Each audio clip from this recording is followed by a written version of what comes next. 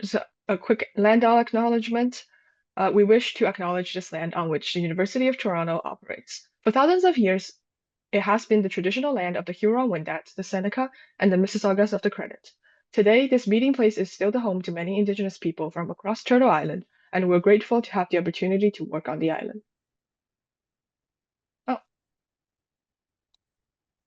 and just a brief introduction of Jen and I. Hi everyone, my name's Cece. I'm an enrollment peer leader here at the Office of the Registrar. I'm going to my third year, majoring in computer science and double minoring in political science and mathematics. A fun fact about me is that I have an apple every day after dinner, but recently I feel like Costco's like apple quality has gone down. So we've switched from Costco to like purchasing from like Freshco, just our own like observation. And pass it on to Jen. That's a true story about Costco. I was there yesterday. The apples were not spectacular. Maybe it's just we're coming into the fall now, so it's prime apple season. So now we're, in September, everybody head out to the apple farm. Go and pick up new stuff. It will be wonderful.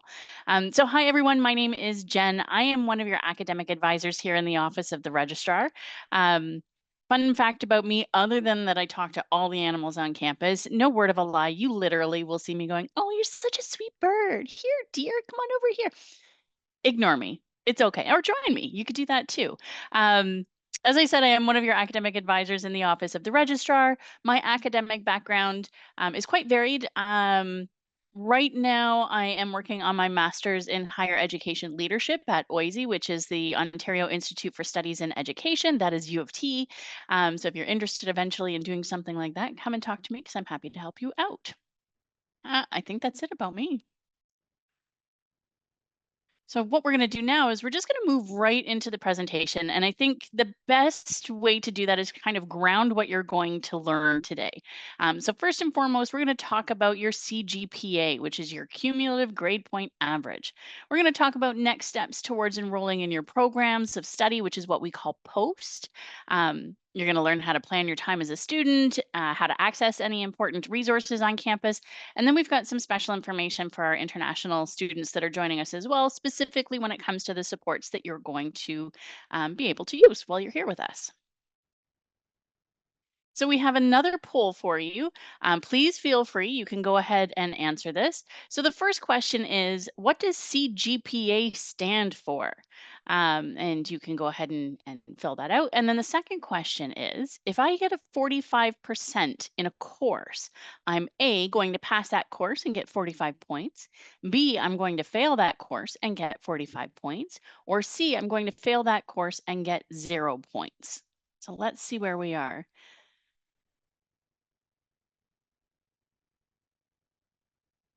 Give everybody an extra couple seconds to answer this.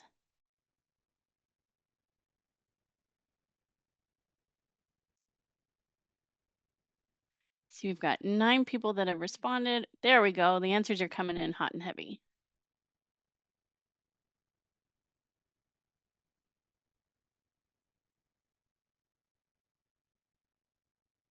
See if we can get most people to answer here. Okay, so let's take a look at these answers then. So what does CGPA stand for? I gave you the answer earlier. So it stands for your cumulative grade point average. The second question, if I get 45% in a course, I'm going to either A, pass the course and get 45 points, I'm going to fail the course and get 45 points, or I'm going to fail the course and get 0 points. And the answer is C. If you get 45% in a course, you actually do fail that course and you will not receive any points. And that's going to come in handy because we're going to talk about something in that sphere next. So I'm just going to move on to another slide here. When it comes to your GPA, which is your grade point average, we look at your GPA different periods of time, and understanding what your GPA is and how it counts is really important for you. So we do have different types of grades or marks that are used here at the University of Toronto. This is very similar across universities generally as well. And as you notice just by looking at this screen, it's probably different from the way that you calculated your averages when you were in high school, or at least it looks that way. Your course final grades are often going to, well, they're not often, they are going to be converted into what we call grade point values. And Cece, if you can put that link in the chat, that would be really handy. Um, as you can see, just on the left-hand side of the slide, you have your general percentages, which is something that you probably would have seen along with a letter grade in high school. So a 90% is going to correlate to an A plus, but when it comes to your grade point value, it's a 4.0 here at U of T. Now, this is not exactly the same at all universities. Some universities are going to have a different numbering system, and it could go up maybe as high as a 9 or even higher. Um, so just pay attention to this and know that eventually, if you're planning to go to grad school, their GPA will actually match up with ours, but everybody does it internally. So you don't necessarily need to know what that is right now. What I will say is that when you're looking at your GPA, it's going to essentially help drive your path moving forward, because there are going to be very specific things that you can do with very specific GPAs. So let's just give a little bit of a definition behind these acronyms now. So a CGPA, as we talked about, that is your cumulative grade point average. An SGPA is your sessional grade point average, and your AGPA is your annual grade point average. Now, a cumulative grade point average is an average that includes every single course that you've taken from the moment you start here at U of T until the moment that you graduate U of T. So all of the courses, whether you passed them or you failed them, should be contributing to your CGPA, unless you've done, a little work on the side and we've managed to kind of put some of those courses aside. And we'll talk about that in a second. But generally speaking, cumulative grade point average is the accumulation of all of those grades that you've achieved from beginning to end here at U of T. Your SGPA, or your sessional grade point average. When we look at your grades, we're going to assess them at 3 different times. So we're going to assess them at the end of the fall semester, at the end of the winter semester, and then again the summer semester if you happen to be taking courses in the summertime. So a sessional GPA will depend on the session or the semesters that you're actually pursuing courses in. Now, your annual GPA would be the grade point average that you've achieved within an academic year. So let's say you're not planning on taking any summer courses, but you're definitely taking courses from September all the way through until May. All of the grades in that time period that you've earned, when we calculate them together, they become your annual GPA. So this is where your GPAs actually come into play. So academic standing, it's really important. If you're in good academic standing, it means that you really don't have much to worry about other than getting, good grades in your courses, doing your homework, handing in your assignments, having a great time, joining all of those clubs. So what does a good grade point average actually look like, or CGPA look like? You will be considered in good academic standing if you have a cumulative grade point average of 1.5 or higher. That's really not that high, especially when you think about the grades that we showed you on the list, and we can always flip back to that a little bit later. If your cumulative grade point average falls below a 1.5, that's when you're not really in good academic standing. And so what we'll do is we'll put you on academic probation. And academic probation is a bit of a red flag saying, hey, our grades aren't the best. We have to change things up a little bit. So I need to make an appointment with my academic advisor. I need to meet with my professors. I need to maybe go to the Robert Gillespie Academic Skills Center so I can work on study tips and how to actually manage my time better so I can get all of my assignments done. So it's, again, that little red flag saying something's not quite jiving. We have to do some work on, just to try and bring those grades up. So we need to work with all of our resources. Now, if you are on academic probation and you're allowed to continue your courses, you have to achieve a 60% average or higher, and 60% is equal to a 1.7 GPA. So that could be 1.7 annual GPA. So the fall and winter semester, it could be a sessional GPA. So maybe you've decided that you want to take a summer school course or two. You have to make sure that your GPA then is at a 1.7 or 60% overall average for the courses that you've taken either in that semester or in that annual period of time. Okay. If you don't reach that 1.7, and remember you're on academic probation, and if you don't meet that 1.7, then you would go on an academic suspension. And an academic suspension is not something that we want you to do, but sometimes it's just necessary because maybe we're not in the right headspace to continue. But it's not something that we want to focus on right now. Just know that it's something that could potentially happen if you see the red flag, but you ignore the red flag and you don't come and get some help, and we can't get you back on track to bringing that CGPA back up. Suspensions do take place either 1 year or 3 years, depending on how many times you've actually been on academic probation. And remember, the goal is not to be on academic probation. And that's what all your academic advisors are here for as well. We're going to help try and make sure that you stay on the right track so that you don't have to worry about this in the future. So how can you manage your CGPA? Because I know some of you right now are like, oh, what if I end up on academic probation? What if I go on suspension?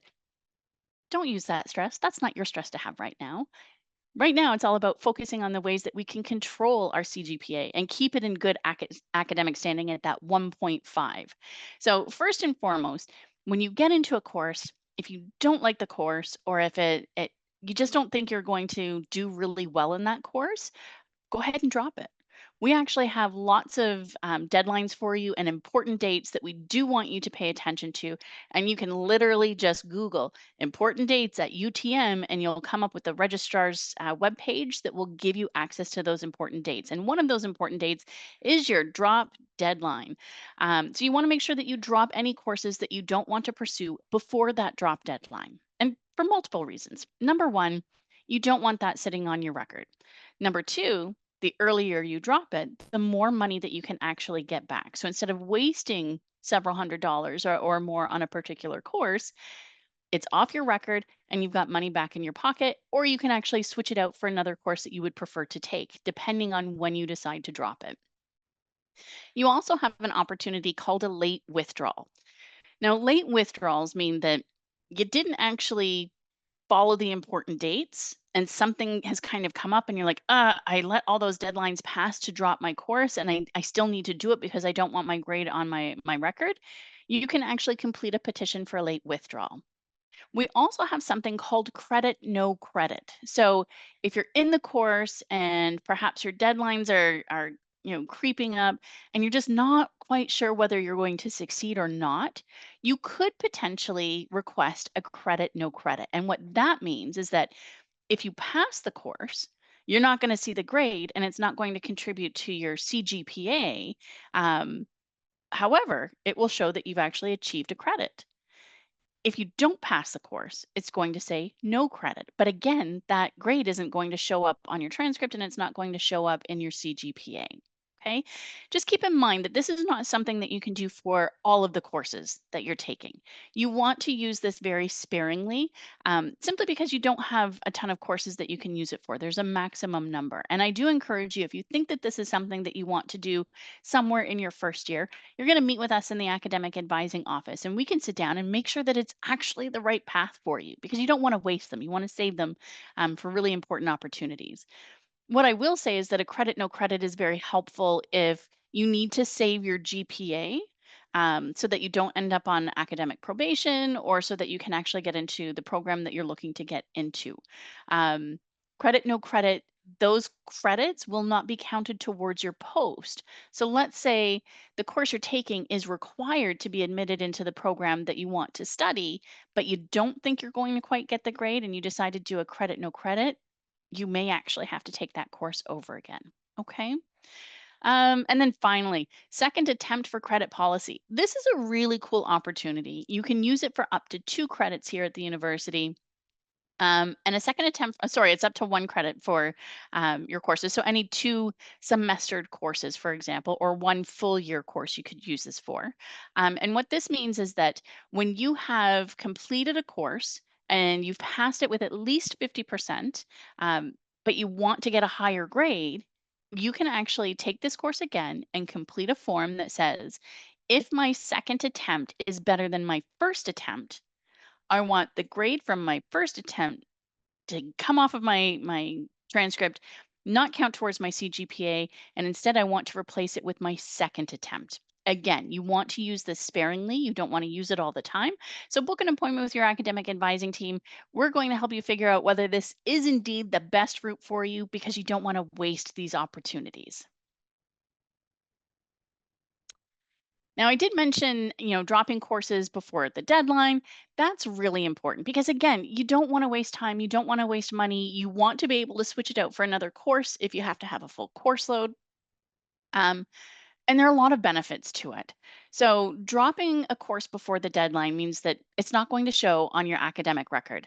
It means that, again, you might get a little bit of money back. Maybe it's 50%, if it's too late, you probably won't get any, but you could potentially get a significant sum of money back for that particular course. It could also reduce your course load. Um, this is good and bad. So, if you are a student that is an international student and your study permit says you have to be a full time student and you drop down to a part time course load, that might cause an issue. Or if you're a student that's receiving student financial aid that requires you to have a certain number of courses, and if you drop that course and it drops you below that, it may actually penalize you when it comes to your student financial aid. So before you drop the course, if you're an international student or you're receiving financial aid or you just want to make sure it's the right step, book an appointment with your academic advising team because we will give you the correct answers. There is no credit limit, so you can drop as many courses as you wish throughout the duration of your studies. And honestly, sometimes it's just a matter of, I signed up for 6 courses per semester and it's just too heavy of a course load. I think I want to drop down to 4 courses. Absolutely fine. It might be I'm really struggling in this particular course and I don't want to take it, or something else has come up and I don't want to pursue this course at this time. I'll take it at a different time. Go ahead and drop it. And you can do all of this through your Acorn account. So it's not something that you have to complete a petition for. It's not something that you even have to book an appointment with us for. If you know that you want to drop the course, you just simply go into Acorn and you can manage it there. Now, late withdrawal after the drop date. So this is going to show an LWD on your transcript, but it's not going to impact your CGPA at all. There will not be a refund for this because obviously you've let that deadline pass to drop. So you're doing it after the deadline. It is not going to reduce the number of credits that you've taken per session because you pretty much completed or almost completed the course.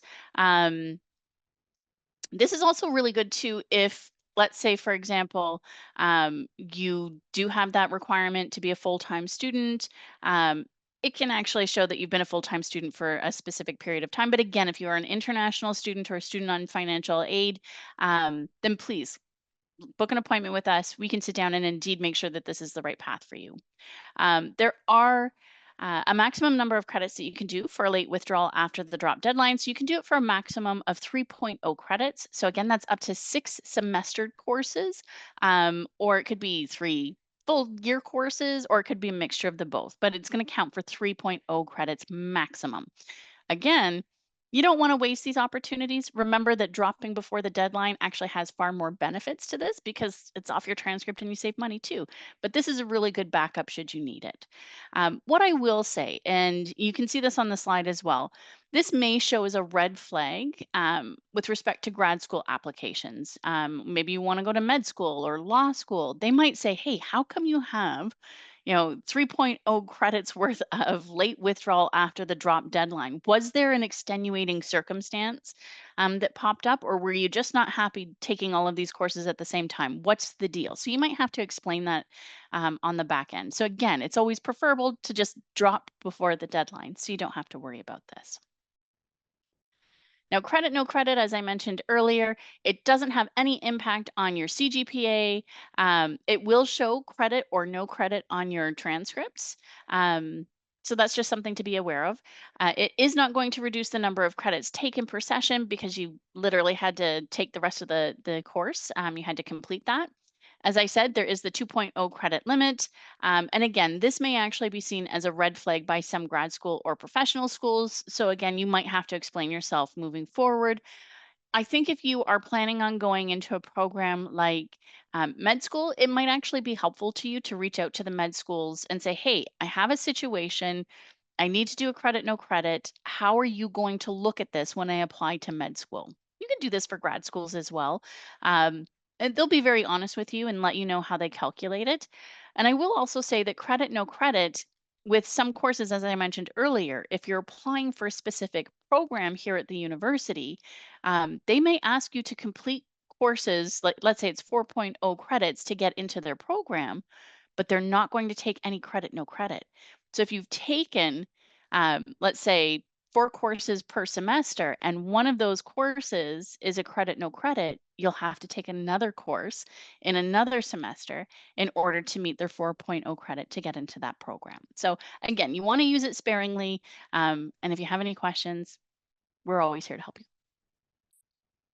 Second attempt for credit, again, just to really briefly go over what we already mentioned, repeating a course, let's say you need to get a better mark to get into a particular program. This is a great opportunity because it allows you to swap out the second attempt with a higher grade in it for the first attempt. So you just kind of, it's almost like you didn't take that first attempt. That first attempt counts as an extra in completing your degree, but the second attempt with the higher grade is going to count towards your CGPA and show on your transcript. You have to be approved to repeat a previously passed course, and you can find that on the course enrollment exception form. I will also tell you, please be careful when you're considering doing this because you have to fill out a specific form saying, I want the second attempt to count. If you just repeat a course, you haven't actually done the work. So again, if you're considering this, book an appointment with us and we'll help you out. You can also request SAC online. So you literally just type in second attempt at credit at UTM and it will pop up with the page for you. So what does it mean to be a full-time versus a part-time student? Your status is important. And again, for potentially, I would say realistically, the 2 reasons that I gave you earlier. So you're an international student, for example, that needs to be a full-time student, or you're a student that is on financial aid, or maybe you're a student that just wants to complete your degree in a specific number of years. Full-time and part-time, the difference in them may actually impact your progress here at the university. So a full-time student, you are taking at least 1.5 credits per term. So that's each semester. That means you're taking at least 3 courses per semester. Um, and that would be in the fall and winter session. So that means you're a full-time student. If you're taking anything less than 3.0 credits in the fall and winter semester, which means you're taking less than 3 courses per semester, then you're part-time status. Again, international or you're receiving financial aid, make sure you check in with either the International Education Center or us in the Office of the Registrar with one of our financial aid advisors, and we can let you know what impact you have before you decide that you want to drop from full-time to part-time. So international students, this is what I was talking about. I totally forgot this slide was here, but it's really, really helpful. So international students that are considering dropping courses, dropping before the deadline, as I said, it's always preferable, but if it does drop you down to part-time status, that may actually bring you below the 3.0 credits. You want to make sure that you meet with an academic advisor or a UTM immigration advisor. They're in the International Education Center, what I referred to as the IEC just a few minutes ago. And do this before you drop your courses because you don't want to run into any hiccups that way. There are some really good benefits to it though. So saving some money, saving some time, those things are really helpful. Late withdrawal, the pros and cons, well, if you withdraw, get a late withdrawal, you're still full-time status. So if you're an international student that you have to be full-time status, you've actually made it through the majority of the course before you applied for the late withdrawal. So you're still technically considered full-time status according to the records. The only problem with that, though, is that you are losing the cost of the course. So you're going to lose out on a little bit of money. Credit, no credit, again, it's got that full-time status opportunity for you. So it means that you're still considered up until that point of in time as a full-time student. It does allow you to save money because you're not just having to repeat a course, for example. In most situations, you won't have to repeat a course, and that credit will, be helpful and count towards the number of credits that you need to complete your degree. So these tools are all really, really handy. And again, we're really happy to go over them with you at a later date. You do not need to remember them right now, but just in the back of your head, remember that there are supports that we have in place to help you throughout your degree. Should you need to, drop or add or, have a late withdrawal or get a credit, no credit.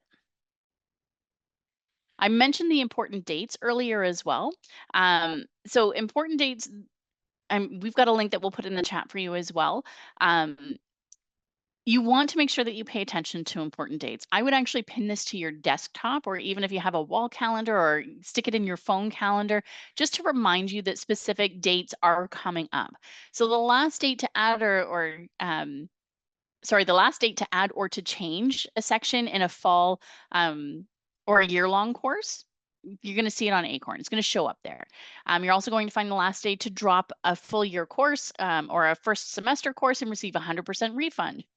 You're also going to find the last date to drop any courses. It's all going to be listed there. So don't rely on your memory or anyone else telling you that these deadlines are coming up. You want to go back to the source. So use the source, put reminders in your phone. So, a week before it says, hey, this is the drop deadline. Make sure you drop your course today. And you can go in and do that. Or this is the day that you have to pay your fees, or this is the last day to add a course. All of these things are important, and you want to make sure that you set yourself up for success by using the resources. So you want to make sure that you watch your deadlines, because this is going to help you protect your GPA ultimately, right? If you want to save some money, you want to pay attention to the deadlines. If you want to make sure that you're on track to select your post, you want to pay attention to the deadlines. All of these things are going to be really, really handy. So what we're going to do now is we're going to move on to the next poll. So this should pop up for you. And the poll questions are as follows. When do UTM students enroll in their programs of study, or what we call post? Do they do it A, at the time of admission, B, at the time before they graduate, or any time before they graduate, C, after they complete 8 courses, D, after they complete 4 credits, or E, in the S term or the second semester of their first year at UTM? And then the second question is a true or false one. The Career Center is a service for upper year students, true or false? So I'll give you a few minutes to answer this.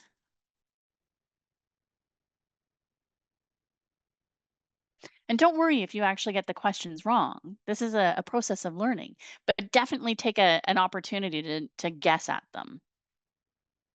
So when do UTM students enroll in their programs of study? And then the Career Center is a service for upper year students. Excellent. Looks like we have quite a few answers coming in.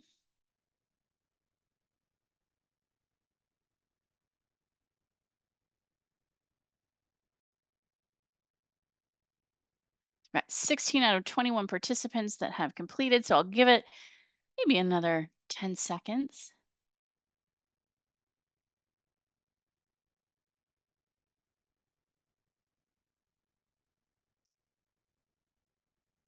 Okay, I don't see any more answers coming in.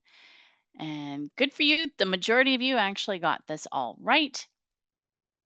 So let me just get this out of the way and we'll switch it over so you can see the answers here. Oops, it didn't show up. There we go. So when do students enroll in their programs of study? After they've completed 4.0 credits. And we'll talk about that a little bit later as well. And the Career Center is a service for upper year students, true or false? No. I will give you a little bit of insight into the programs of study. So your program of study is different than a stream, for example. So remember when you applied, you actually applied to an admissions category. So you said, I'm applying to computer science, math, and statistics because I really love math and I love eco and I think I might want computer science. But that doesn't mean that you're actually in the program. So you all have to indicate which program that you want and apply to that program once you have 4.0 credits, and that happens at different periods of time as well. Some students are not able to enroll in their post in April, for example, because they haven't completed their 4.0 credits, and that's okay. You'll be able to do it a little bit later on. And some students may not have the qualifications yet to get into a particular post, so then what they do is they technically apply to a different program that they do qualify for, and we call those placeholders. You don't have to take courses in those programs. You're just putting it in the system so that the system knows you're prepared to actually select your courses for second year. That's all it is. And then you can work with your academic advisors, and we can help make sure that you're on track to try and apply for post, hopefully successfully during the next round when it comes up. So, understanding your programs of study. So, POST, again, program of study. That's all it stands for. We have the best acronyms here at U of T.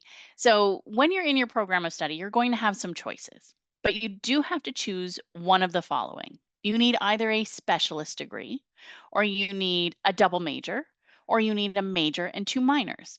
These combinations are how you're actually going to build your degree and graduate. If you're doing a specialist degree, you're going to have a very specific number of credits that you have to complete.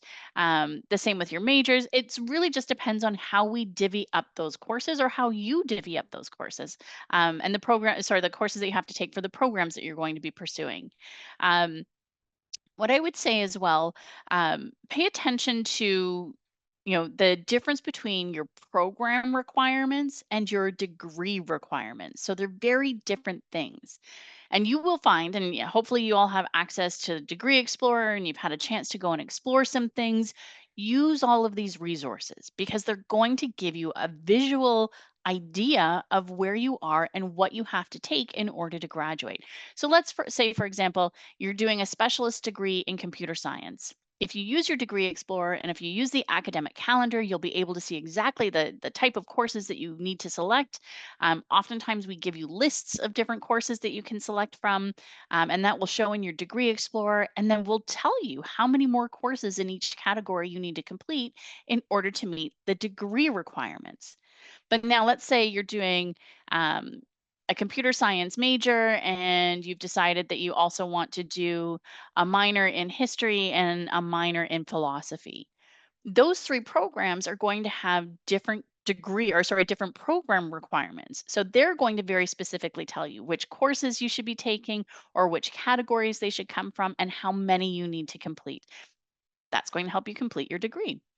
We do have video modules that hopefully we can put in the link for you as well. They give a really, really great demonstration for you so you can see how it's all going to work out. And again, academic advising, we are always here to help you with this as well. When it comes to, getting into your post, again, it's that 4.0 credits that you have to have. So either under your belt or you expect to complete them at the end of the term.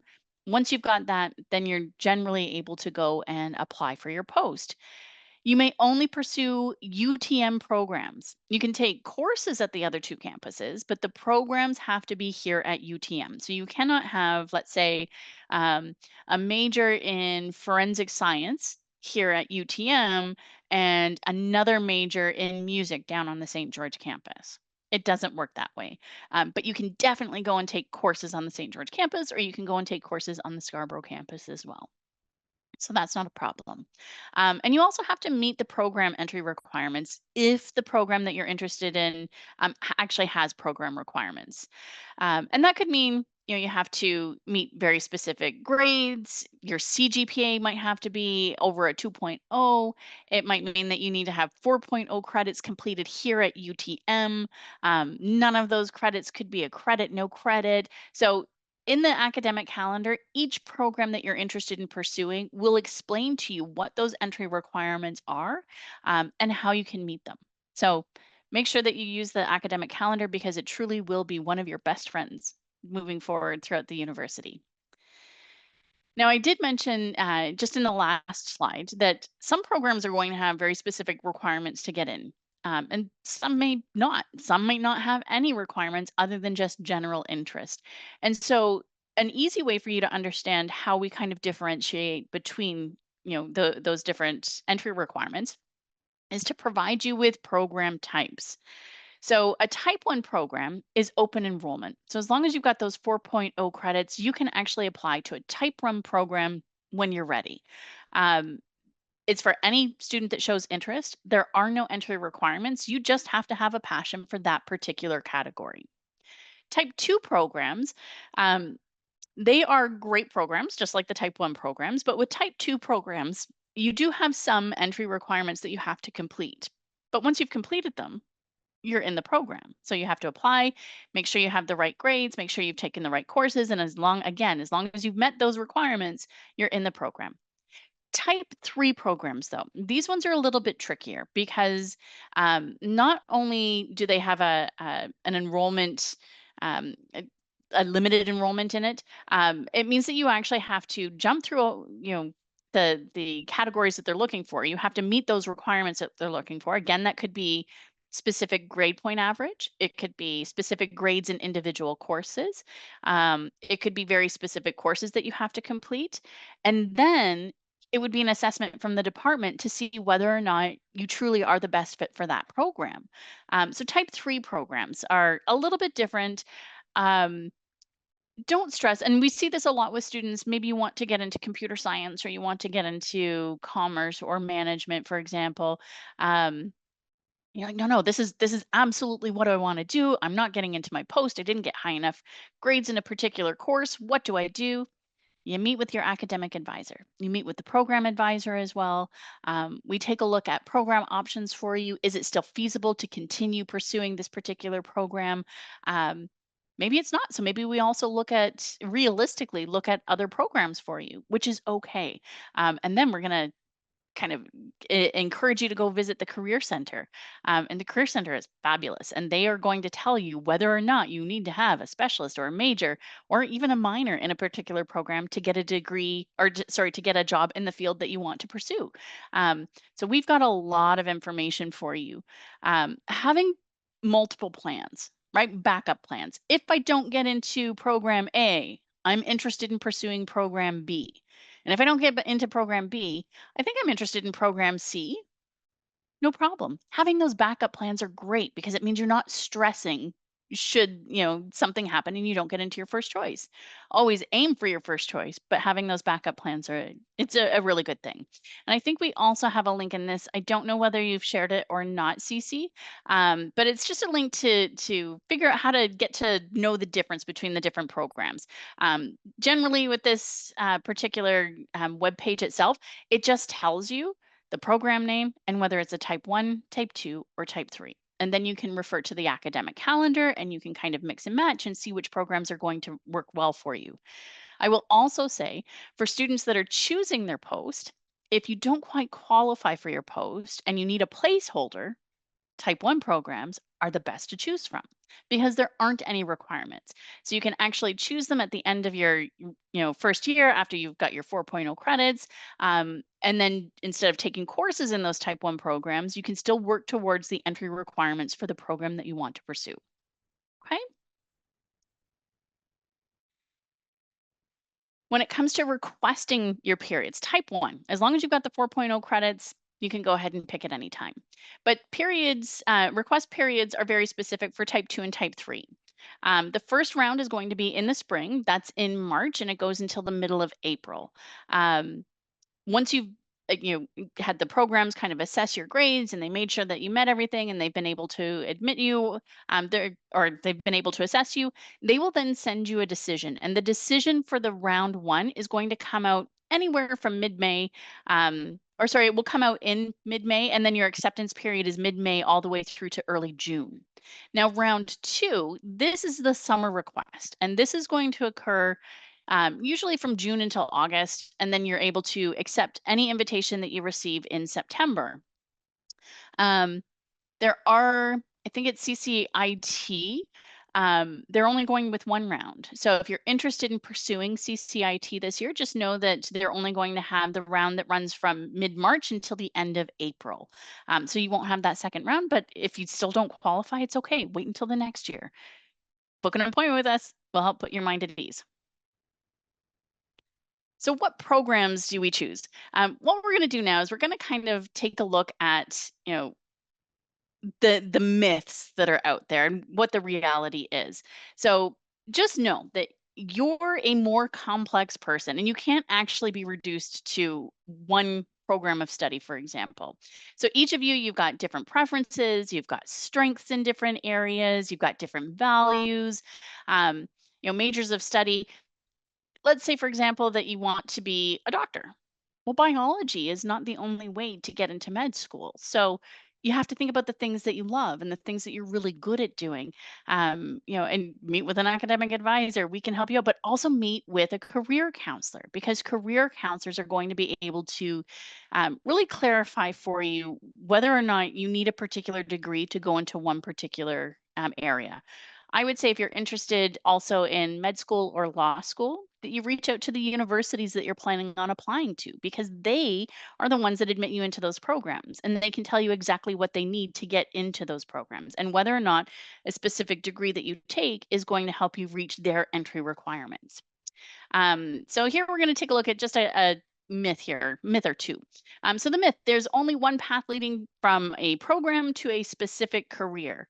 And no, that's absolutely not true. Um, as it says in the slide, nothing is that clear cut. It's really true.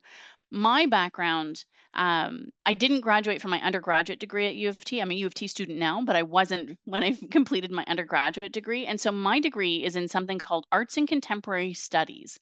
And I guarantee none of you know what that is, and that's okay. But it gave me enough information, it gave me enough skills that eventually led me to where I am today as an academic advisor in the office of the registrar.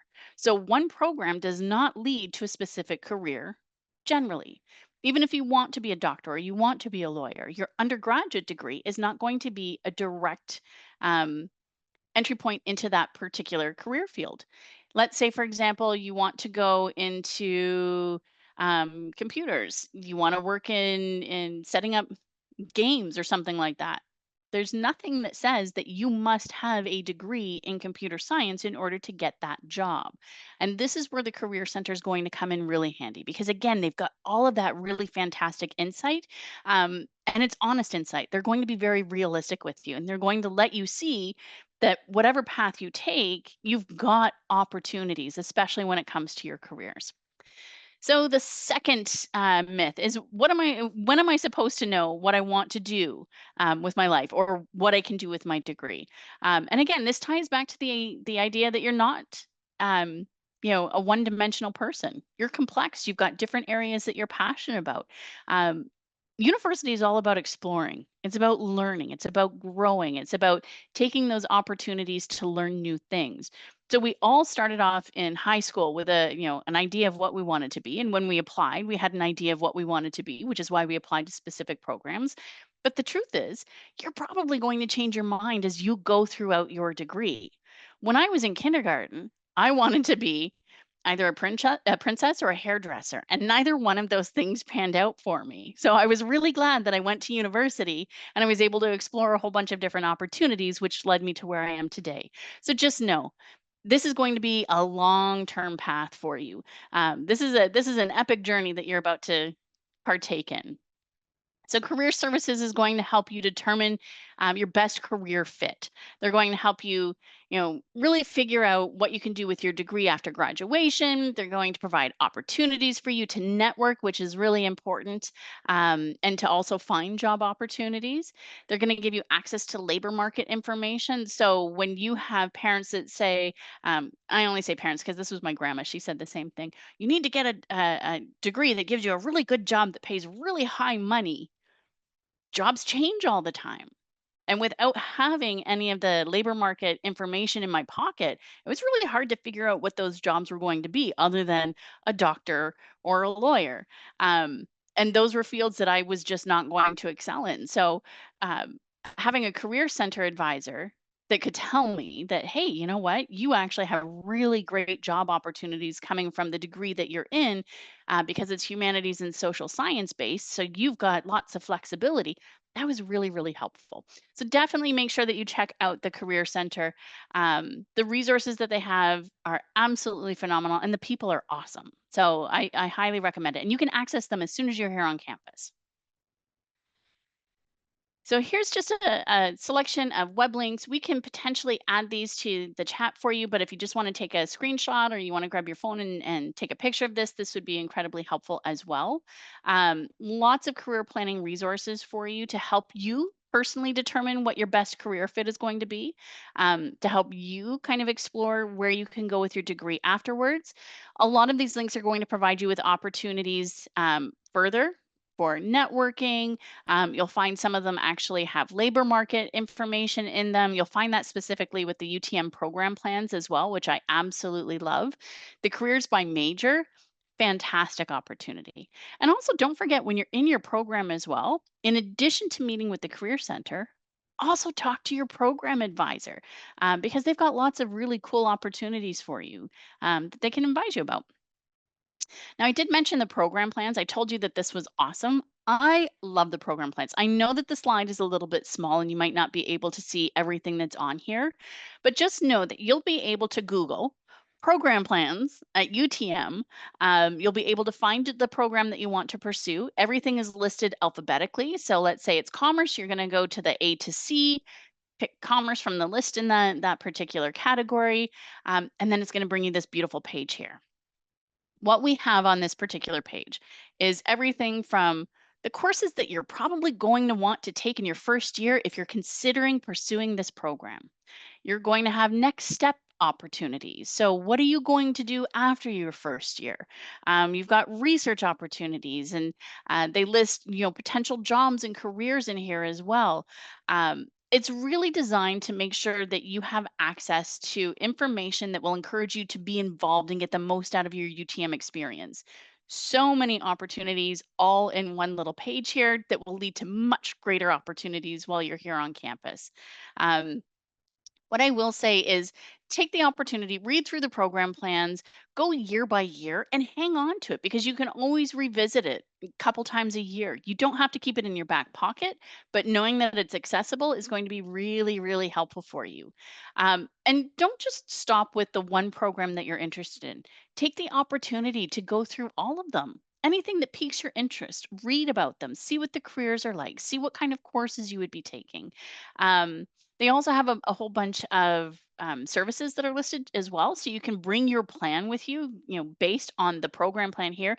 You can actually bring this with you to your advising appointment with the Career Center. It's going to be really helpful. They'll be able to refer you back and give you resources based on this particular piece of paper that you've got. And then update your plan annually. The best thing about university is that you're going to find different things that you become passionate about as you go through your degree. So today you might be adamant, I am going to be, a big broker in finance on Wall Street, New York. But maybe after your first year, you're like, whoo, you know what? Those courses, they were tough. But I also went and I took a philosophy course and I loved it. And I think I want to explore that a little bit more. So updating your plan annually is really helpful because, again, you're growing and you're learning and you're finding other things that you might want to pursue that might stray a little bit from the plan that you initially had. Takeaways from this: explore your options early and always be flexible. Take this opportunity to learn, to grow, to try new things. Um, don't be in a hurry to graduate in 4 years. Take your time with this, especially if you need to take your time with this. Um, we want this opportunity to be the best opportunity for you. You're paying for this, so make sure you get the most out of your experience and use all the resources. Next poll is up. Why do students go to office hours with their instructor or teaching assistant? Is it A, because they're in trouble? B, because they got a low mark? C, it's mandatory. They have to go in order to pass a course. D, it's to enhance their learning experience and to ask clarifying questions and to network. And then the second question is attending classes is optional. I can read notes or listen to a recording. True or false? See, lots of answers are coming in already. This is great. So far, nobody believes that they're going to go and meet with their instructor or teaching assistants during office hours because they're in trouble. Great. Give it just a couple more seconds here. See if anybody else responds. Okay, so I think we will move forward with this. And oh, I did it again.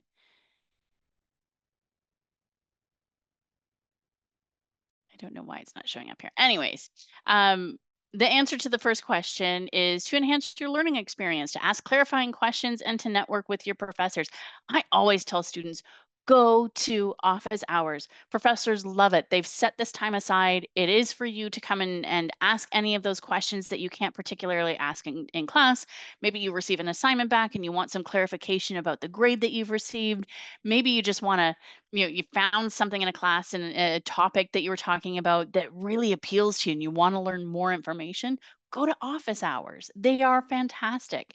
um, your teaching assistants and your professors, they want you to succeed and they would love to know who you are and why you're excited to be in this class or even what you might be struggling with. So definitely utilize all these opportunities. I will also say a lot of students, when they're planning on going to grad school or med school or law school or anything like that, they need to have reference letters from their professors. And professors are not necessarily inclined to provide you with a reference letter for a job or for grad school if they don't know who you are and they don't know the quality of work that you do. So make sure you get to know your professors and your teaching assistants, and office hours is the perfect opportunity to do that.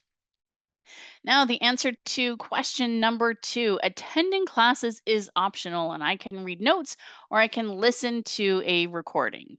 Um, I mean, you could technically, but do you actually want to? Did you want to pass the course? Did you want to actually learn something? It is more difficult to, I think, absorb the information when you don't actually have access to the professor or even your fellow students or even your teaching assistants to ask for clarification, to be able to say, I didn't quite get that. Could you please explain it again? Um, so, yes, technically, um, you could not go to class, but classes are the biggest part of learning. So, definitely take that opportunity. And also know that your lecture is not necessarily going to be everything that's in your textbook or in your readings. So, they kind of complement each other. It's important to have both aspects, especially when exam time comes around or when it's time for you to hand in any of your assignments. Um, and keep in mind, a lot of you are going to have practicums and you might have, tutorials that you have to go to as well. These you have to go to. They're not optional. You want to make sure that you're going and remember, you're paying for this. So go and make the most out of this. University is not pay for play. You don't pay to get a credit. You pay so that you're actually given the opportunity to learn and to grow with some of the leading experts in their fields in university. So I'm going to say, as Mom Jen, the academic advisor, go to class. It's not optional. Okay. Um, let's see what we have here. There's our answers. They finally popped up. So smart academic planning. This is the next one. We're going to, on the next slide, just to expand on the second point here. And we really just want you to be organized and flexible. So smart academic planning means you're looking at your degree, your programs, your courses. The need to be organized, but also be flexible is important so that you can adjust your needs as planned.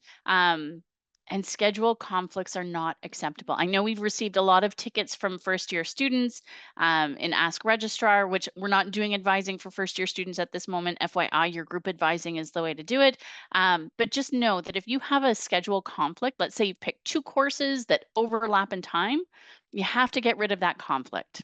Okay, you can't be in 2 places at once. You want to make sure that you select a different course. Let's move on to the next slide so we can go a little bit into greater detail about this. Um, this is really just to expand on the second point about being organized, but also being flexible.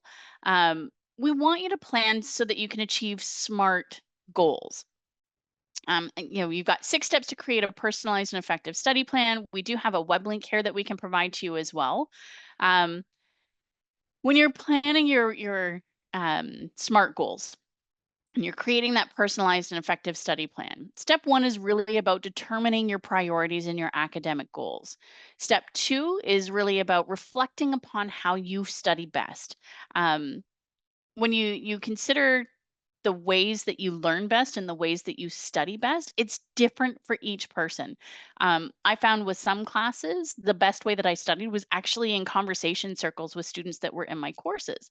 But with other classes, it meant me sitting down and literally just writing my notes out and, little revisions that I found in the textbooks over and over and over again, at least 4 or 5 times until the information stuck in my head. But this means that you have to reflect, right? You have to do a little bit of self-reflection. You have to figure out, what suits you best and then stick with it. You can always head over to the Robert Gillespie Academic Skills Center. They're really, really great with teaching study skill habits and helping you figure out which habits and which ways to study work best for you. We do encourage you to create a 1 month calendar of your academic deadlines as well. Not only something that you can visually see, but put it in your phone calendar as well. But if you have something that you can visually see, whether it's a wall calendar or just something in your email, that's really, really helpful as well. You want to make a list of your priority tasks. You also want to create weekly calendars so that you can budget your time. And your time has to include things like sleep and going to hang out with friends and time to eat. So you can't say, I have 2 courses on Mondays. They're both 3 hours each. And I have, let's say, 7 hours of work and then I have 2 hours of homework. When are you going to eat? And when are you going to commute? And when are you going to go out with your friends? And when are you going to have a shower? So you really want to kind of build a pretty minute calendar that builds all of those fun things in, as well as all of the work things that you have to do and the necessary things like, hey, I should eat. Stop and grab a coffee before I go and do, task X, whatever it might be for you. And then keep revising your plan. So those are the 5 steps to do it. But revision is, I would say, the most important part because as you start putting this plan together, you're going to find that some things just don't jive. They don't work for you. Um, so those 5 steps are really important. And I would say one of the best things is that there are really good reasons to do these 5 things. So, first and foremost, when you have that plan in place, you're going to find that a lot of the stress kind of falls off your shoulders, right? You know what you have to do, there's no guessing. You're not picking up your phone going, oh no, look, I've got something due tonight. Too late, you haven't done it. You know when everything is coming up. It's going to help you achieve your academic goals, right? I want to go to med school. I want to go to law school. I want to work in computers. I want to become a teacher. You know what the courses are. You've got that academic plan in place. You know how to research. You know what resources you're going to use. You know what grades you need to get. It's going to help you achieve your goals. It's going to help you organize your time so that you can balance your needs and your commitments. That's that calendar that I was talking about. It's going to increase your productivity because you're staying on task, right? You're building everything in and you're being able to check things off of a list. And then finally, it makes sure that your priority tasks are completed because you've done what was that? Step 4, I think, where you are prioritizing all the things that are most important. So let's say in 1 week, you have 2 assignments that are due for 2 separate courses, but you also have 2 quizzes that are important as well. And then you've got a bunch of assignments that are coming up later in the month. You can prioritize those courses that have assignments and quizzes that are coming up, and you can build your schedule around those assignments and around those quizzes. How much time do you need to allot for studying? How much time do you need to go and visit the library so that you can get resources for the papers that you're going to be writing? And perhaps going to visit the Robert Gillespie Academic Skills Center for some of the writing support. So you want to build all of those things in as well. Again, we've got a link that you can refer to create your own personalized and effective study plan. I encourage you to use it. Don't worry about building it right now, but become familiar with it. Because once you get your syllabus for each course that you're taking, you'll have a better idea of how to actually create that plan and how to manage your time in that plan as well. Here's just a list of the different tools that you can use. So again, you can either take a screenshot, grab your phone. We can put the link in the chat for you as well so that you can access it. I would pay attention to some of these resources. Actually, not even any more than the other. I would kind of pin all of them to your desktop if you can. So the academic calendar, obviously that's where you're going to find all of your program information. You're going to find policy for the university, specifically with your journey through the university and academics. You're going to find things like petitions, credit, no credit, all of those things that we talked about at the beginning of the presentation. You're going to find Degree Explorer, the link to that, where you can actually plan out your courses for each year that you're pursuing, and you can do it ahead of time. So definitely check that out. Your CGPA calculator is awesome because it's going to allow you to see what grades you need to get specific grade point averages to make sure you're in good academic standing. Or again, let's say you want to go into grad school and you need a specific CGPA to get in there. What might that look like? I encourage you, go and take a look at it now. Start plugging in numbers just to see how it works out and see what kind of grades you need. Do it on a regular basis. And you can also kind of do it for the courses that you're taking. So stay on top of that. You don't want your grades to be a surprise. You want to have control over that. The grade calculator is where you can actually take a look at your grades for very specific courses. So what you would do then is you would look at your syllabus. You would pull out all of the assignments that are due. You can actually indicate what those assignments are going to be worth. So let's say you have one final exam that's worth 25%, and you have two essays that are each worth 25%, and then you have a group project which is worth another 25%. When you plug that in, it will tell you, let's say you want to get 80% in that particular course, it will tell you kind of a breakdown. These are the grades that you need to aim for, but play around with it. Use all the resources, click on them all, become familiar with them, because again, your grades, you don't want them to be a surprise. The timetable builder is fantastic because it helps you figure out, what courses you're going to take. Hopefully, a lot of you have had experience with that already. Important dates. Pin this to your desktop because, again, it will be one of your best friends as you move throughout the university. And then, of course, join us for any of our webinars and events and group activities such as advising. I know a lot of students, especially now, what they'll do is they will actually try and book appointments one-on-one. They don't want to be in a group setting. They only want one-on-one. But the truth is, we're a very small office and we don't have the capacity to give timely one-on-one appointments to every student that wants them. My recommendation is join a lot of these group advising sessions. So we have things when you start in September, like FAQ Fridays. Pop in. You'll be one of just a handful of students generally that are in, and your question is probably the same as their question. So go ahead and do it. Unless you have a situation where it's very, very specific and we need to pull up your account very, very specifically, a group advising session will probably work out perfectly for you and save you a lot of time. And you can almost get immediate answers to your questions. Okay. You can always stop by the office of the registrar as well.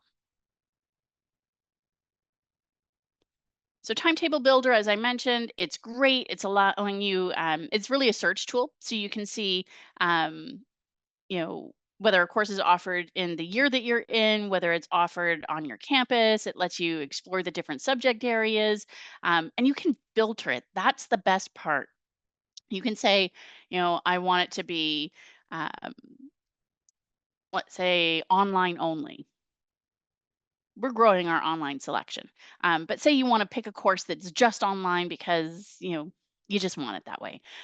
You'll be able to search that. So you can actually filter it all. You'll be able to filter based on the campus that you're looking at taking a course on. You'll be able to filter it based on the term that you're going to be in. So the semester, you'll be able to filter it based on the time of day that you want to pursue it. So Timetable Builder, I love it. It's fabulous. It's so easy to use. And if you can't figure out how to use it, simply Google, how do I use the Timetable Builder? And there is a step-by-step video that will walk you through. I know sometimes when we're using new technology, we're like, don't understand it, and I don't have the time to figure this out. Simple Google search, you'll find it. Super, super easy. Okay, let's take a look at this. Hopefully this plays for you.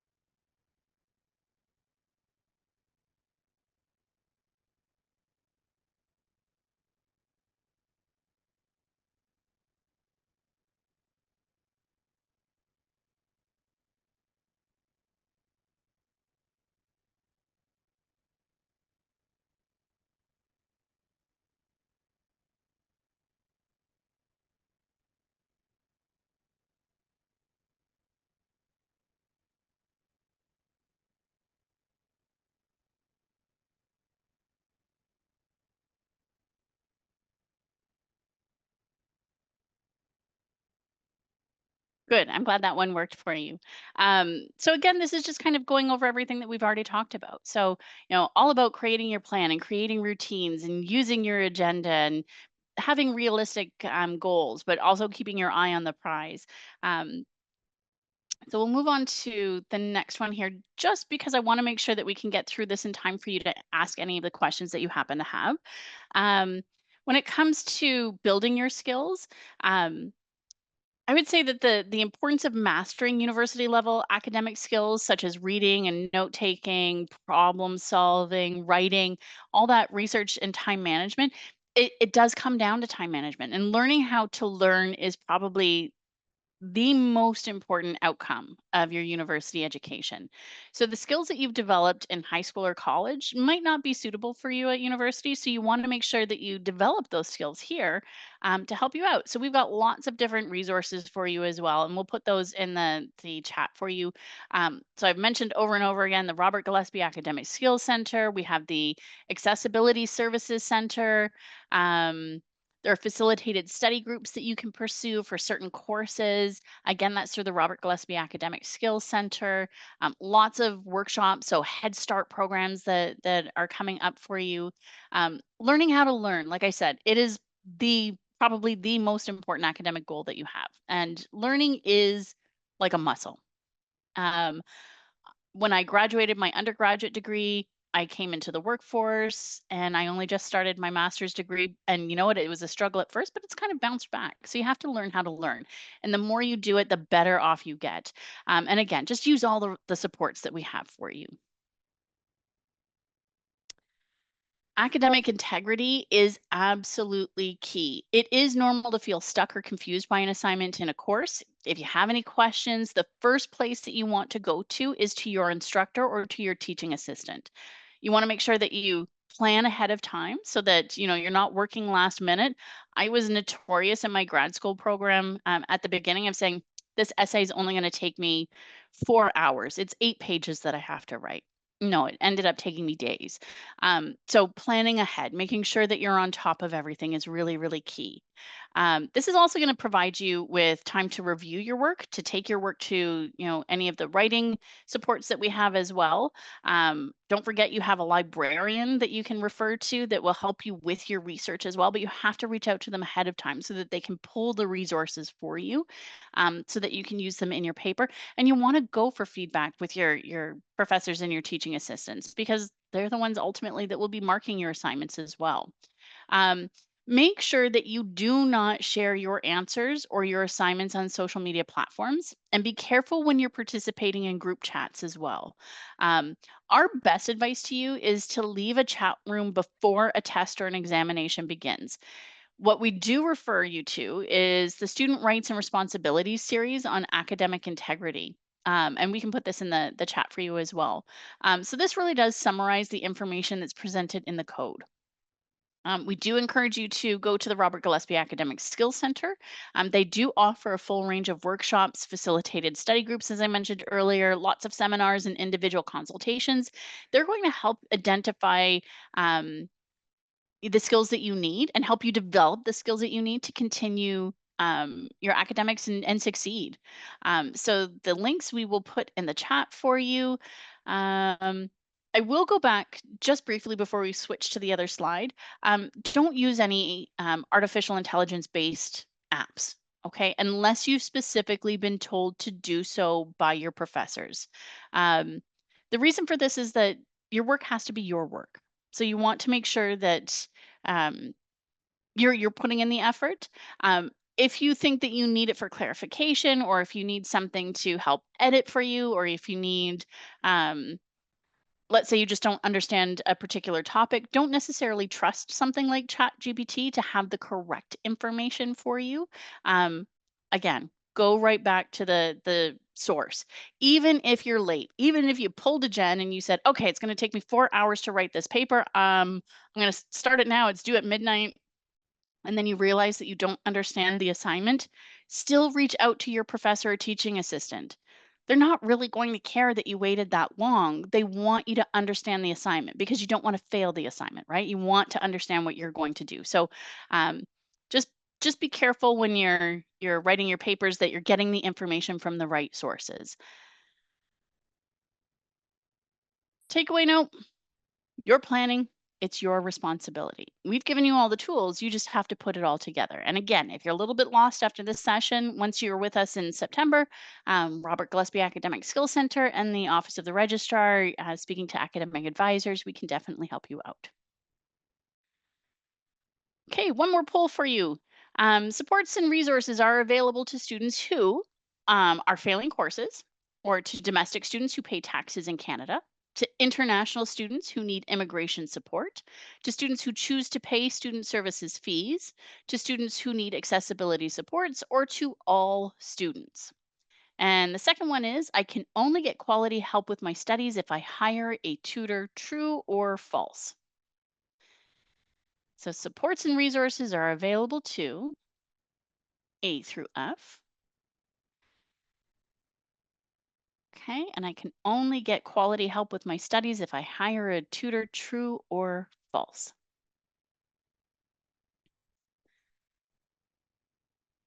We actually have more people participating in this one. Fantastic. And we'll move on to your answer.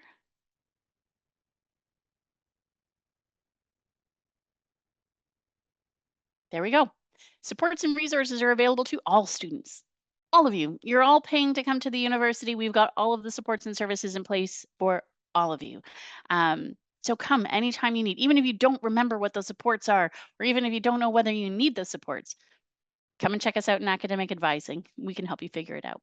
I can only get quality help with my studies if I hire a tutor. True or false? False. 100% false. Again, Robert Gillespie Academic Skills Center. You've got librarians that are there to help you. You've got facilitated study groups that are there to help you. You've got the academic advisors. We can help you out as well. You will find that there are particular sessions that are hosted by professors that could help you out. Lots of resources. And once you're in your programs and your courses, you can always speak to your professors and your teaching assistants as well for further support. I mentioned earlier the academic advising group sessions. These are really, really important. Just make sure you join them. Much more important than trying to get a one-on-one appointment, because these are usually faster. So if you need an immediate question, something like an FAQ Fridays would be really, really helpful for you. Speaking about FAQ Fridays, this is how you actually access them. So you register for it. We're going to make sure that you get the link to join. We'll be there usually for at least an hour and a half, if not 2 hours, and you can come in with your questions and we'll be sitting there waiting for you, okay? And don't be afraid to share your questions. Just make sure that it's general enough that we don't have to pull up your specific account for you. If it's a question like, I think I'm not doing too well in a particular course and I want to know whether I should drop my course or not, we can answer those questions in FAQ Fridays. If it's a question like, I need you to pull up my file for some reason, that we can't do because it's a privacy issue. Okay. So individual supports for academic advising, you can use the Ask Registrar ticket system. If we do have the capacity to provide you with either an in-person or a virtual appointment, we will do so. But again, we're going to ask you to do some work. Things that we don't do, we don't pick your courses for you. And individual support is available when needed. A lot of times what we might do is say, hey, you know what, you don't actually need a face-to-face appointment, what you need is an answer that has step-by-step directions. So we'll write your answer for you instead. Okay. Um, again, what it's not for, we're not going to choose your courses. Meeting with an academic advisor is in no way going to impact or speed up a petition that you might have. Um, it's just really so that we can take a closer look at your particular file for you, or if there's something that is incredibly personal that you can't ask in or talk about in a group setting, that's when you would use the in-person. The Ask a Student resource navigation. This is phenomenal. And I'm always surprised when students don't, make more use of it. This is great because these are your fellow students that are actually going to be leading these sessions for you. So you can attend the sessions with student peer leaders. They're going to teach you how to use the academic calendar, degree explorer, timetable builder, the CGPA calculator. They're going to give you information from their own personal experiences as well. And you can't do any better than that.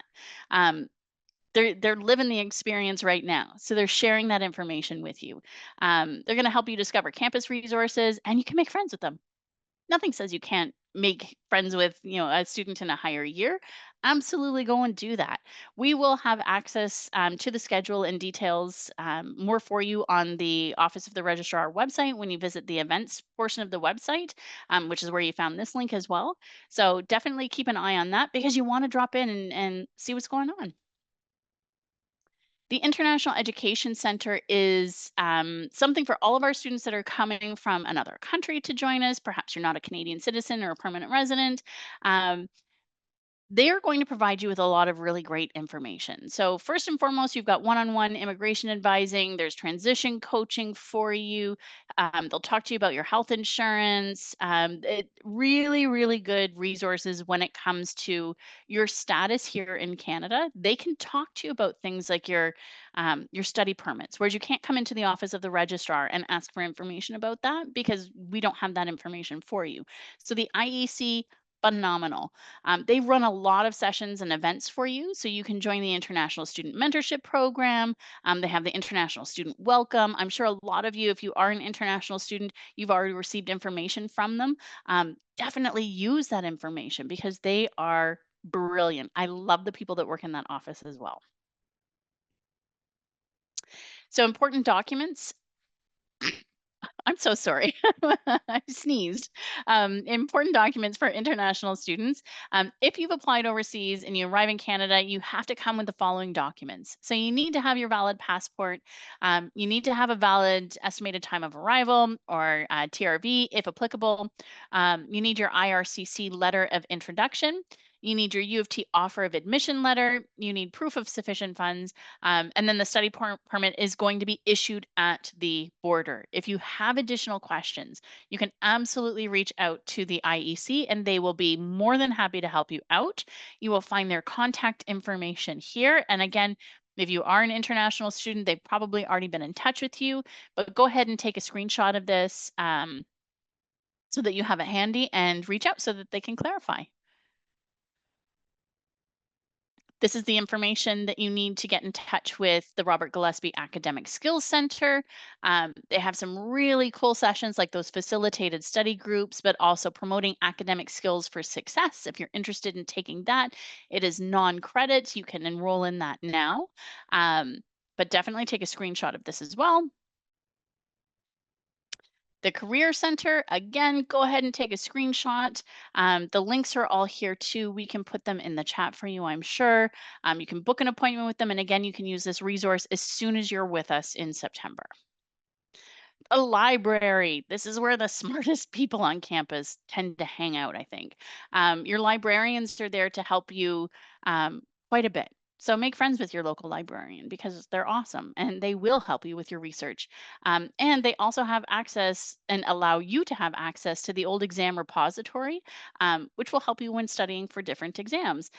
It's handy to know that, questions don't typically change a whole heck of a lot when you're studying for exams, unless there's different chapters, but reviewing some of these previous exams will be very, very helpful. Now, health and counseling. This is great. The UTM Health and Counseling Center provides health and counseling services and programs to registered UTM students. Various services are available. They are available to all registered students, depending on their current location. Students will be able to meet with doctors, nurses, a dietitian, there's counselors there, and they can also be referred to a psychiatrist if need be. You will find services available to students residing in Ontario. So that would include medical care, nutritional, counseling, or even dietitian care, personal and counseling supports as well. Wellness and services and programs, they're available to all UTM students. And so that would include things like the wellness den, there's peers supporting peers. This is where you get to connect with a peer supporter and then gain individualized wellness strategies. They all have really, really strong knowledge of the resources and personal supports for you as well. So absolutely, again, take a screenshot, grab the link in the chat. You want to use this resource. Okay. UofT Telus Health Support. This is awesome. If you find yourself struggling, if you're in need of mental health support, and perhaps you're not here, perhaps you can't come to campus, you can access this. You can actually download the app on the Apple App Store or Google Play. You can access this 24/7 by calling the 1-800 number that's listed here as well. Outside of North America, you can actually use the second telephone number that's there as well. Use these resources. They're here for you. Let's say it's summertime. Between classes, use the resources if you need to use them, okay? They are here for you 24/7. So know and use your resources. You paid for them. You might as well use them. Don't let that money slip through your fingers. Access everything. So I'm going to pass this over right now to Cece, who's going to talk to you about the feedback and reflection form. I have pasted the link to the feedback and reflection form in the chat just now. Please take a moment to fill them out. They're great for us and an opportunity for you to, give a feedback to us and on how the sessions went so that we can um, revise or change them according to your needs. It'd be great if you could fill them out. Thank you.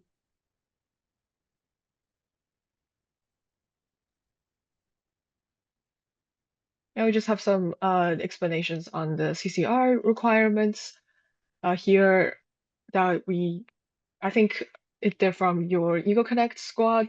So you can also check them out on the Eagle Connect Quarkus Merge module.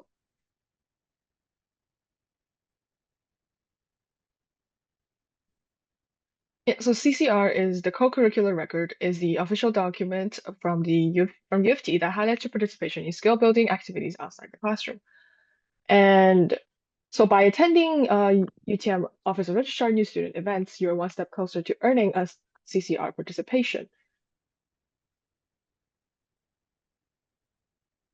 And you must, in order to get a CCR for participating in new student advising events, you must do one of each of the following by August 31st. So you must complete one of the following workshops, either planning your degree, course enrollment, financial aid and scholarships, and first year planning 101, which you are currently attending right now.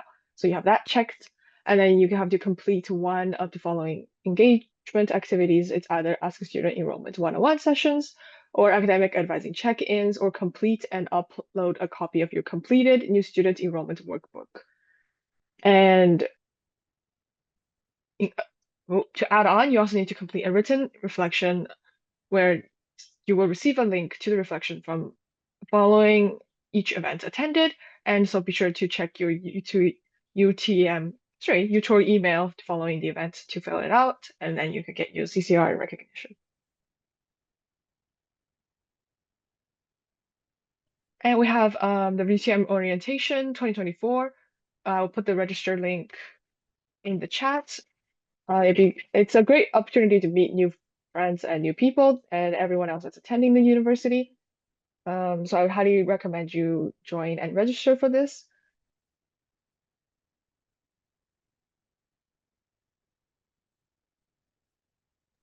Hi, can I ask a question?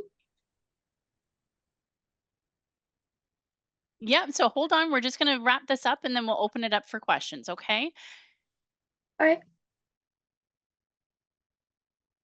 Okay, Yeah. so the last slide here, Cece, did you want to do the thank you before we run into the questions? Sure. Thank you everyone for joining us for the very informative presentation session. Thank you, Jen. And we'll move on to the Q&A questions. And I know Hira is in a lot of distress right now. Her question was that I just received my admission offer yesterday and I accepted it this morning.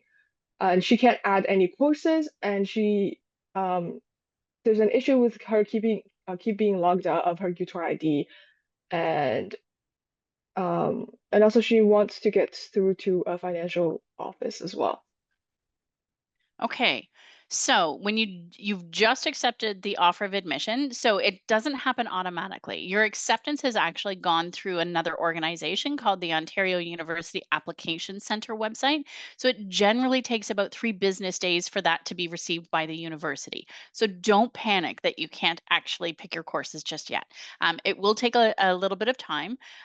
This is a bonkers period of time for everyone. So I would say check on a daily basis for the next couple of days.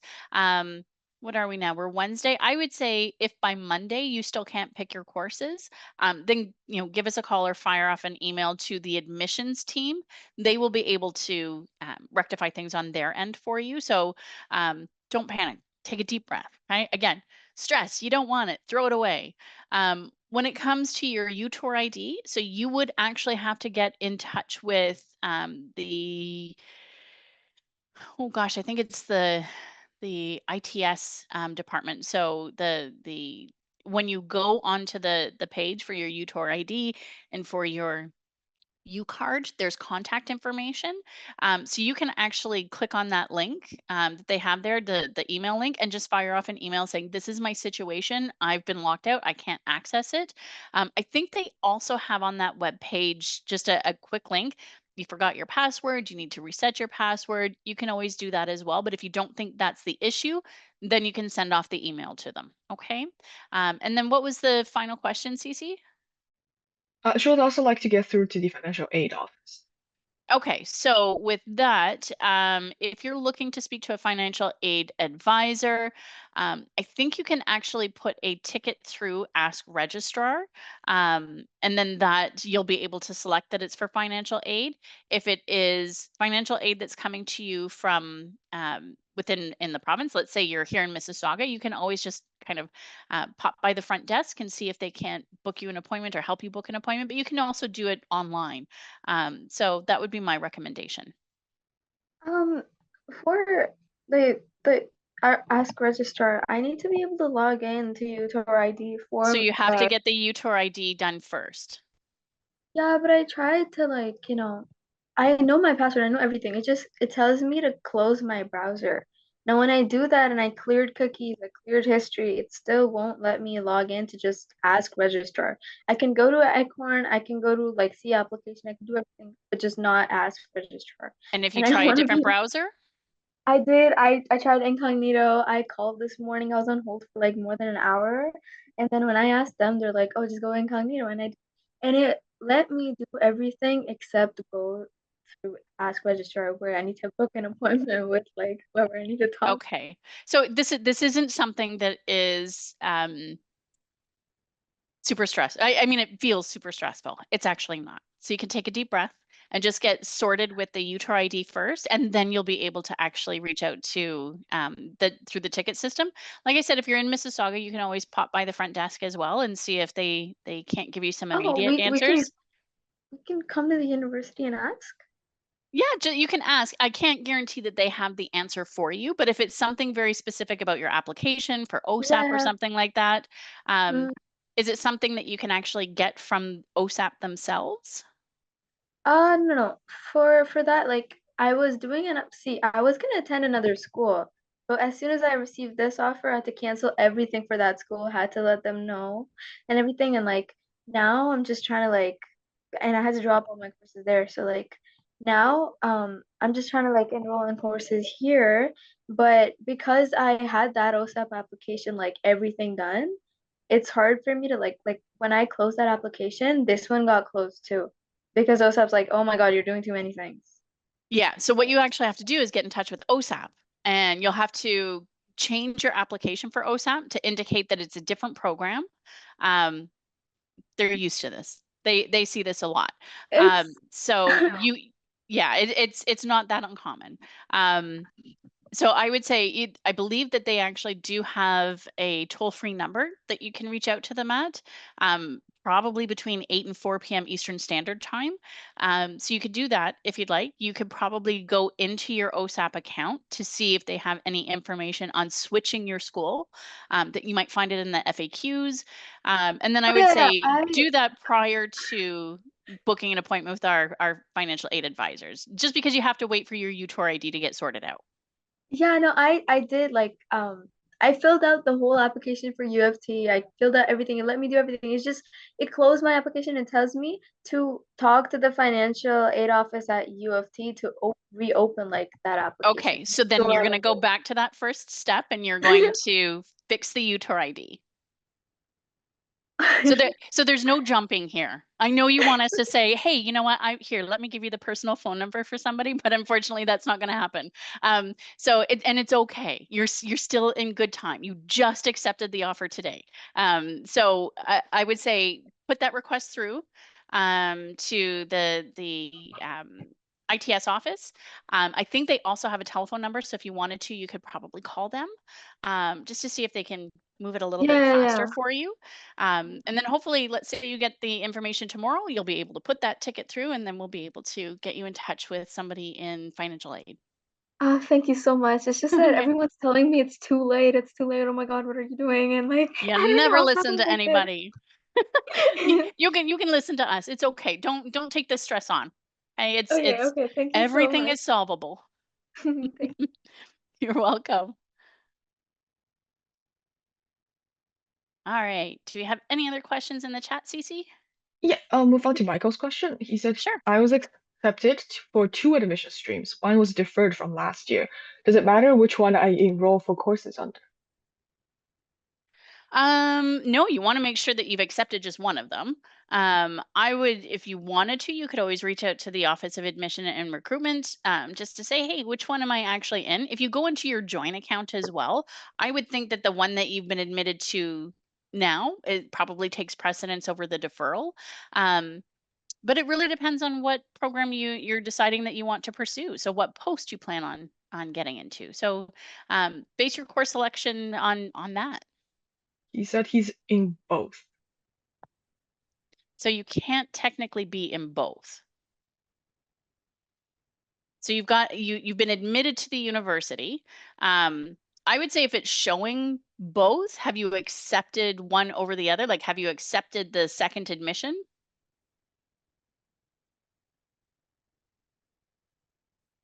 He only chose computer science, so he's only accepted the MCS stream then. Okay. Yeah. So in that case, then you just simply pursue, what it is that you want to pursue. If it's going to be computer science, then you start taking those first year computer science courses. As long as that's what you've technically been admitted into as a admissions category. And if you decide, hey, you know what, it's not what I want. I actually want to take courses in biology. As long as you meet the prerequisites for it, you can take those first year courses. And then at the end of first year, once you've got those 4.0 credits, you can apply to get into that program.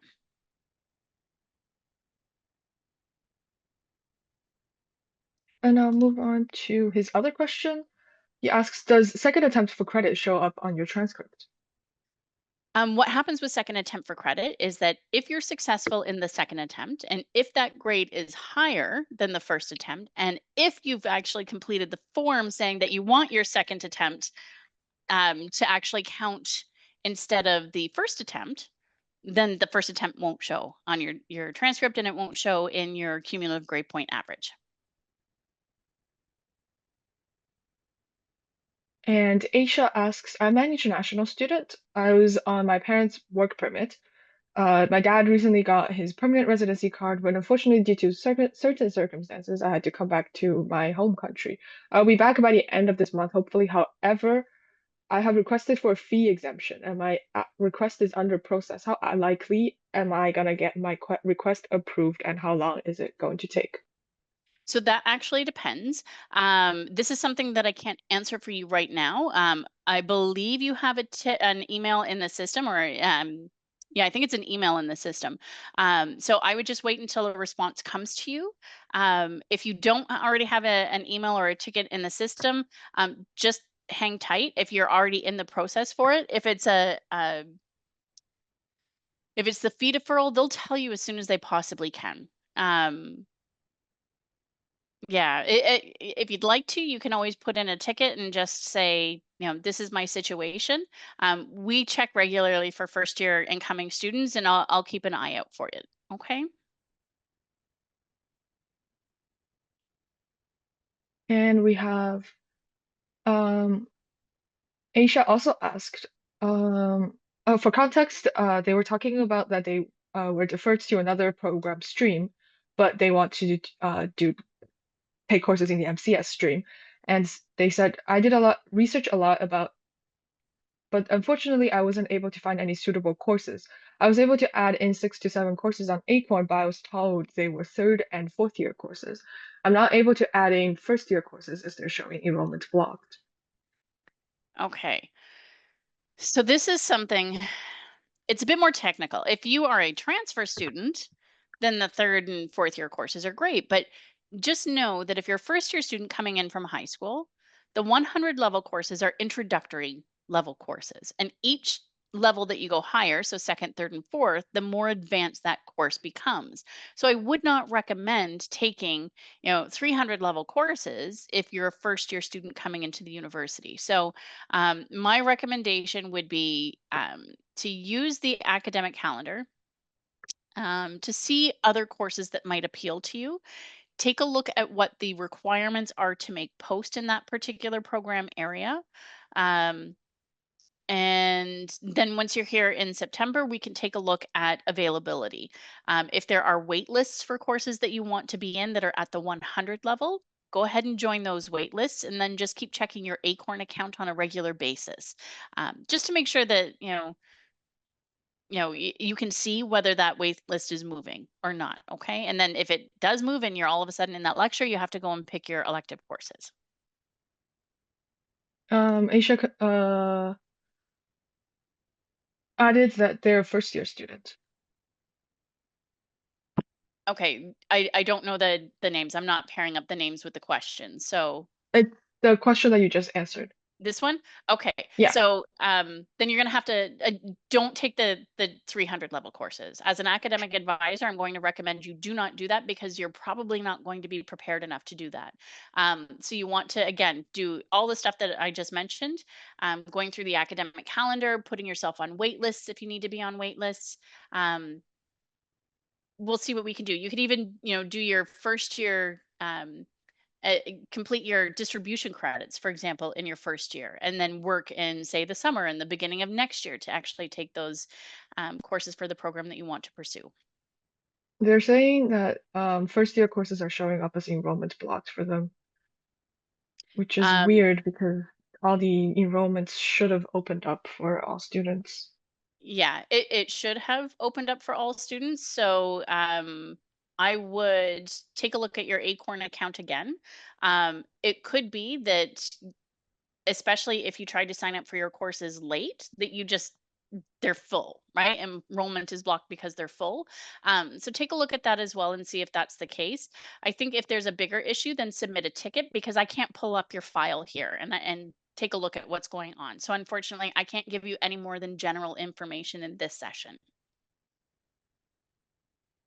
Yeah, and I think another thing you might want to double check is if whether or not you've filled out the UTM equity survey so that you can Yes, have all the access to Acorn. absolutely. That's a really great point. Thanks, Cece. Right. And Yasura asks, how do I know my tutor email? So you'd have to sign up for it. So you need to go back into all of the documents that were sent to you from admissions and recruitment when you got your offer letter. You received a ton of emails. One of those emails is going to be, it's time to set up your UofT email and get your UTOR ID. If you can't find that, then what you want to do is Google the new student's website, and you'll be able to go in there. And there's a specific page all about getting your UTOR ID, your U card, and your UofT email. And then you can just follow that step by step.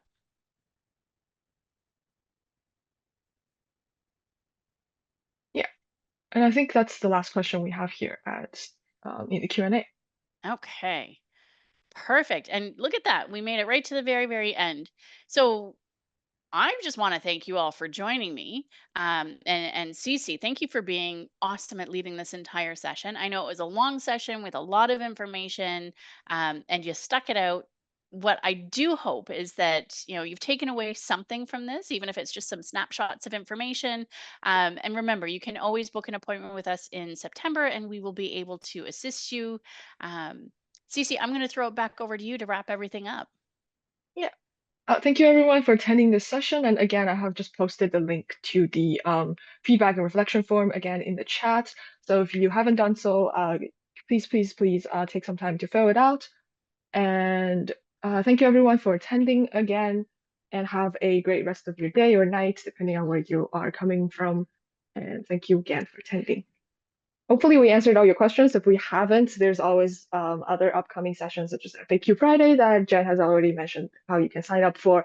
And through there, you will be able to ask more questions or find out other resources offered here at UTM. Awesome. And thank you, Cece. You've been fabulous. Well, thank you, Jen, for everything and the very, very, very informative presentation session. Have a great day, night, whatever time it is, wherever you are. Enjoy the rest of your day.